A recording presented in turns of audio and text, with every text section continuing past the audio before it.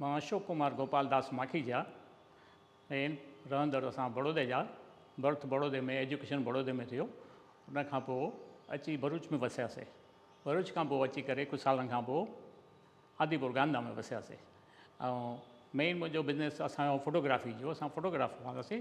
Father photography कंदा, असां बि कंदासीं, आर्टिस्ट हूंदासीं। ऐं हिते अची पोइ इंट्रस्ट जाॻियो भई लाइब्रेरी में, भई लाइब्रेरी में पढ़ण लाइ ईंदासीं। पोइ कंदे कंदे असां सीनियर हूंदा मिस्टर नंद आहूजा, ऐं मैत्री मंडल जे अंडर में हीअ लाइब्रेरी हलंदी।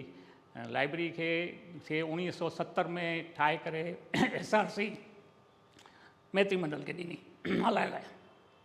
सॉरी।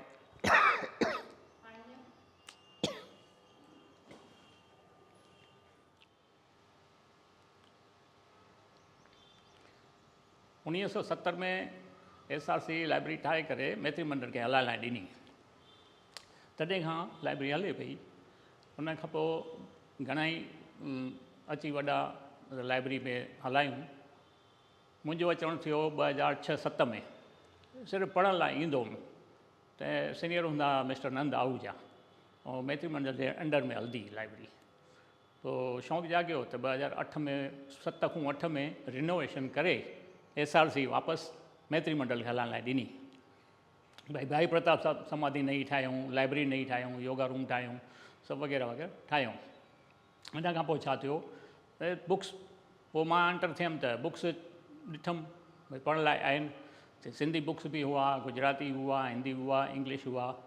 पर माण्हू ॿाहिरां ॾिसी करे हली वेंदा भई आ तो सिंधियुनि लाइब्रेरी છે। प्रोफेसर NR मलकानी लाइब्रेरी नाले सां हलंदी हुई। त माण्हू ईंदा, वेहंदा, ॾिसंदा, आ तो सिंधियुनि लाइब्रेरी ईअं करे हली वेंदा, ख़ासि ईंदा कोन हा। पोइ आस्ते आस्ते सभिनी खे चवणो पियो भई हीअ गुजराती, इंग्लिश, हिंदी लाइब्रेरी में सभु लैंग्वेज जा बुक्स अवेलेबल आहिनि, मिलंदा। ऐं न्यूज़पेपर बि तंहिं महिल घटि ईंदा, मैगज़ीन थोरा घटि ईंदा। 2007-08 में ठही करे तयारु थी। उन खां पोइ नंदलाल आहूजा मिस्टर जेके हुआ, उहो वञण ते दिल्ली वञणु थियो। उहो मैत्री मंडल मूंखे अपॉइंट कयो। मूंखे चयूं मां सेवा ॾियण लाइ तयारु आहियां। सेवा ॾियणु शुरू कई त ॾिठुमि पहिरियों बुक्स सभु, त कंडीशन ठीकु न हुई।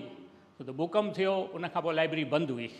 उनखे चालू करण में, उनखे कंप्लीट करण में मिस्टर नंद आहूजा जो वॾो रोल हो। पोइ जीअं जीअं मां एंटर थियुमि, पोइ ॾिसंदुमि त तव्हांखे, मां चयो मूंखे लैंग्वेज सभु ईंदी आहे, सिर्फ़ु अरबी सिंधी न ईंदी आहे, देवनागरी पढ़ी सघां थो सभु कुझु। चई ठीकु आहे, तव्हां संभालियो। त एंटर थियासीं। ऐं 2008 खां रेगुलर ई मां अॼु ताईं लाइब्रेरी में इंचार्ज आहियां ऐं सेवा ॾींदो आहियां। उन खां पोइ 2008 खां पोइ अॼु मैत्री मंडल जे फंड्स जे करे या ॿी तकलीफ़ुनि जे करे हिननि 2015 में वापसि SRC खे लाइब्रेरी सुपुर्द कई। त दादी गजवाणी हुआ, उन्हनि चयो ठीकु आहे असां हलाईंदासीं।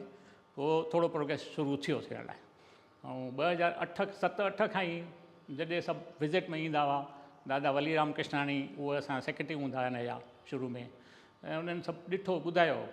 दादी जेके तव्हां गुजरात राज्य तव्हां कोडवाणी मैडम, उहो बि आया। तंहिं महिल मां उन्हनि खे चयो भई असांजी लाइब्रेरी पुराणी आहे। चई हा, ग्रांट मिलंदी आहे। चई न। त उन्हनि चयो भई हिन लाइब्रेरी खे ग्रांट मिलणु खपे। उन्हनि पेपर्स करे मोकिलिया हुतां, असां पेपर कंप्लीट करे मोकिलियासीं। 2008 खां ग्रांट मिलणु शुरू थी, 8-9 खां। ऐं अॼु ताईं ग्रांट मिले थी। लाइब्रेरी खे वधाइण लाइ जेतिरो थी सघियो मूंखां, ऐं बाक़ी संस्थाउनि जो सहकार, SRC जो सहकार, उन्हनि जो सहकार मिलियो। ऐं अॼु ताईं लाइब्रेरी हले थी। अञा ग्रांट में वाधारो थींदो रहियो। अॻियां विज़न ईअं आहे की भई सिंधी जेकी पंहिंजी ॿोली आहे, सिंधी भाषा, सिंधी बुक्स आहिनि, उहे हाली एज जे हिसाब सां चओ की या इंट्रस्ट जे हिसाब सां चओ या कुझु चओ, त उहो अॼुकल्ह घटि थो हले सिंधी। उनखे वधाइण लाइ कोशिशि हर को करे थो, हर संस्थाऊं करनि थियूं। पर छा थो थिए भई इंट्रस्ट नथा घटि, ख़ाली चवनि था। भई जीअं अची गॾिजनि, घणी संस्थाऊं चवनि भई असां इहो कयूं था कमु। उन में दादा बिजानी जो सिंधोलॉजी जो रोल वॾे में वॾो आहे। अने असांजे शहर में सिंधोलॉजी खां सवाइ मंजू मिरवानी, ॿिया घणेई अहिड़ा नंढी नंढी संस्थाऊं जेके कोशिशि करे रहियूं अॼु ताईं। नंढा वॾा प्रोग्राम जे थियनि, साहित्य अकादमी जा प्रोग्राम थींदा आहिनि, उन में बि सभई कोशिशि कंदा पिया आहिनि। अहमदाबाद खां गुजरात राज्य अकादमी मां ईंदा आहिनि सभई, चवंदा आहिनि हाणे ताईं हले पियो। ऐं अॻियां बि असांजो विजन ईअं आहे भई हिते ॿारनि खे सिंधी क्लासिस हलायूं ऐं सभु सहकार ॾियण लाइ तयारु बि आहिनि। त जीअं जीअं समय मिले जीअं जीअं ॿारनि खे तीअं अचनि ऐं कनि कयूं। हा, थैंक यू।